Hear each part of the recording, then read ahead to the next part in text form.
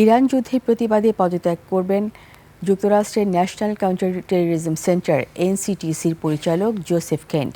তিনি ট্রাম্প প্রশাসনের প্রথম উচ্চপদস্থ কর্মকর্তা, যিনি এই সংঘাতের কারণে পদত্যাগ করলেন।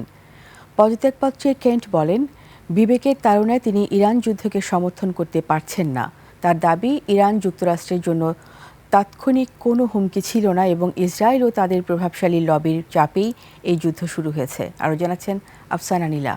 নায়াসিনামাইড ও স্যালিসাইলিক সমৃদ্ধ লিলি ফেস ওয়াশ, যা ফেসের ডেড স্কিন সেল দূর করে দেয় দ্বিগুণ ফাস্টার ব্রাইটেনিং।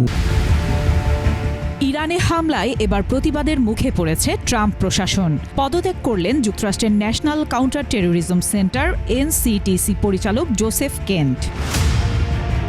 মার্কিন প্রেসিডেন্ট ডোনাল্ড ট্রাম্পকে লেখা এক চিঠিতে বলেন, তার বিবেক ইরানে চলমান যুদ্ধকে সমর্থনে সাড়া দিচ্ছে না। ওই চিঠি এক্সে পোস্ট করা হয়েছে।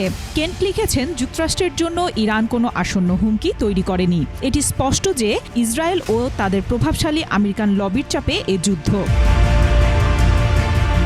এদিকে ইসরায়েল দাবি করেছে, তাদের হামলায় ইরানের সুপ্রিম ন্যাশনাল সিকিউরিটি কাউন্সিলের সচিব আলী লারিজানি নিহত হয়েছেন। হামলার পর ইসরায়েলের প্রধানমন্ত্রী বেনিয়ামিন নেতানিয়াহু এক ভিডিও বার্তায় বলেন, সরাসরি তেহরানের শাসন ব্যবস্থা উপড়ে ফেলার অঙ্গীকার করেছে ইসরায়েল। অন্যদিকে চাঞ্চল্যকর দাবির কয়েক ঘন্টার মধ্যেই লারিজানির অফিসিয়াল এক্স অ্যাকাউন্ট থেকে একটি হাতে লেখা নোট পোস্ট করা হয়েছে। তাতে ইরানি সেনাবাহিনী ও শহীদদের প্রতি শ্রদ্ধা জানানো হয়। তবে ইরান এখনও এ নিয়ে কিছু বলেনি। এছাড়া নেতানিয়াহুর দপ্তরের কাছে মিসাইল হামলার দাবি করেছে ইরান। আর সৌদি ও ইরাকে মার্কিন ঘাঁটিতে হামলা অব্যাহত রেখেছে দেশটি। বাগদাদে মার্কিন দূতাবাসে ড্রোন ও রকেট হামলায় 4 জন নিহত হয়েছেন।